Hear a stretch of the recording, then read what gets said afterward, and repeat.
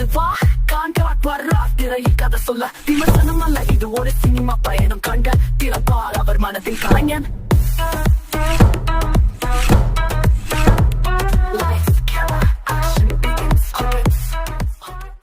ஹே மகாஸ், இந்த எபிசோட்ல சோமிதரன் டைரக்ஷன்ல வெளிவந்த நீலிரா படம் எப்படி இருக்குன்னு பார்க்க போறோம். இந்த வீடியோ பிடிச்சிருந்துச்சுன்னா லைக் பண்ணுங்க, உங்க ஃப்ரெண்ட்ஸ் அண்ட் ஃபேமிலிக்கு ஷேர் பண்ணுங்க, மறக்காம இந்த சேனலை சப்ஸ்கிரைப் பண்ணுங்க.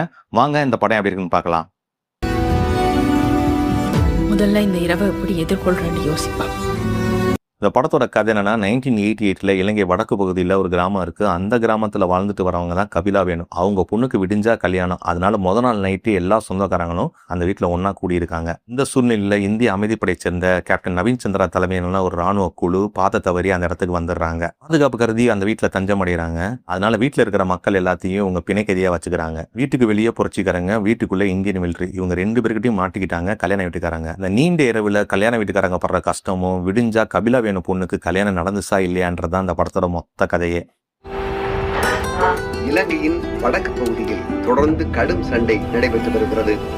இந்த படம் எப்படி இருந்துச்சுன்னா, இலங்கையில போர் நடக்கிற டைமிங்ல ஒரு சாதாரண மக்கள் அவங்களோட மனநிலை எப்படி இருக்குன்னு சொல்லிட்டு இந்த படத்துல காமிச்சிருக்காங்க. இலங்கை பிரச்சனையே இந்த மாதிரி ஒரு ஆங்கிள் யாருமே இந்த மாதிரி கதை சொன்னதே இல்லை. இலங்கையை சேர்ந்த டைரக்டர் சோமிதரன் தன்னோட சின்ன வயசுல நடந்த விஷயங்களை ஞாபகம் வச்சு இந்த படத்தை எடுத்திருக்காரு. எப்பவுமே கற்பனை விட உண்மைக்கு அடர்த்தி ஜாஸ்தி. இப்படி ஒரு அடர்த்தியான கதையை ஒரே நேர்கோட்டில் போற திரைக்கதையில சொல்லியிருக்காங்க. பாய்க்கு குண்டுகள் அதிகம் வெடிக்காம இந்த படத்தை எடுத்திருக்காங்க. எல்லாமே SFXல தான் காமிச்சிருக்காங்க. VFXல கூட எதுவுமே காட்டல. SFX மூலமாவே போர் கலவரத்தை ஆடியன்ஸுக்கு கடத்திட்டாங்க. ஃபர்ஸ்ட் ஒரு ½ hour அந்த ஸ்டோரியை செட் பண்றதுக்கு டைம் எடுத்துக்கிட்டாங்க. 88 இலங்கை மக்களோட வாழ்க்கை முறை, அவங்க கலாச்சாரம், அவங்க கல்யாணம் எப்படி பண்ணுவாங்க, இது எல்லாத்தையும் காட்டியிருக்காங்க. இலங்கை போர் டைமிங்ல இந்திய அமைதிப்படை என்ன வேலை செஞ்சாங்க, அதற்கு புரட்சியாளர்கள் எப்படி பதிலடி கொடுத்தாங்க.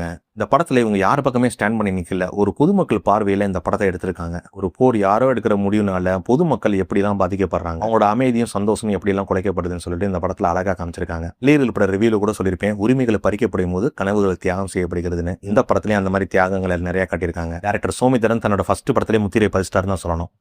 கண்காணாத தேசத்துல கல்யாணம் நடந்து நடக்காமலும் உனக்கு அப்படியே எல்லாரும் சேர்ந்து செய்து வைக்கிறோம்.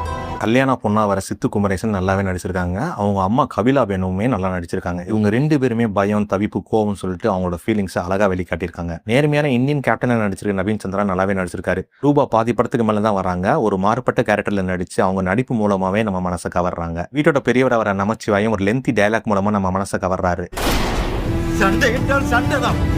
இதில் என்ன சமாதானம்? எவ்வளவு நாளைக்கு சண்டை செய்ய போறீங்க?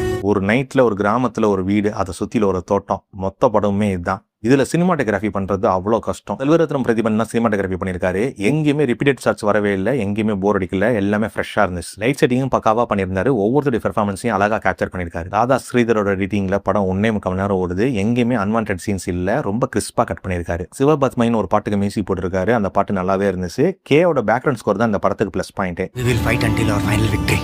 There will be no final victory in the war. ஓவராலா இந்த படம் எப்படி இருந்துச்சுன்னா, ஒரு போர் 2 தரப்புக்கு நடுவில் தான் நடக்கும். ஆனா இவங்க எந்த பக்கமும் ஸ்டாண்ட் எடுக்காம ஒரு பொதுமக்கள் பார்வையில இந்த படத்தை சொல்லியிருக்காங்க. இந்த படத்தோட கிளைமேக்ஸ் ரொம்ப வித்தியாசமா இருந்துச்சு. கண்கலங்க வச்சிட்டாங்க.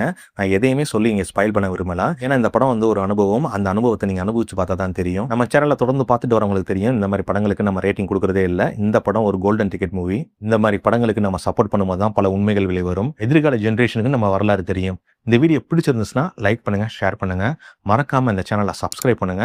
மீண்டும் அடுத்த வீடியோவில் சந்திப்போம். This is Concord and you are வாட்சிங் சினிமா வித் கான்காட். நீலிரானா நீண்ட இரவுன்னு அர்த்தம். என்ன பொறுத்த வரைக்கும் இன்னும் அங்கே விடியவே இல்லை. காலங்கள் மாறும், காட்சிகளும் மாறும். சினிமா உலகம், கலர் உலகம், ஒவ்வொரு சீனுக்கும் நேர்மையான விமர்சனம். ஸ்பாய்லர் இல்ல, டென்ஷன் இல்ல, கான்காட் ரிவ்யூ ஸ்பாய்லர் இல்ல. புதிய ஹீரோ, பழைய லெஜெண்டர், எல்லாரும் கான்காட் ரேட்டிங் பாருங்க. போங்க மக்கா ட்ரெண்ட் பண்ணுங்க. சினிமா வித் கான்காட் சேனல் சப்ஸ்கிரைப் பண்ணுங்க.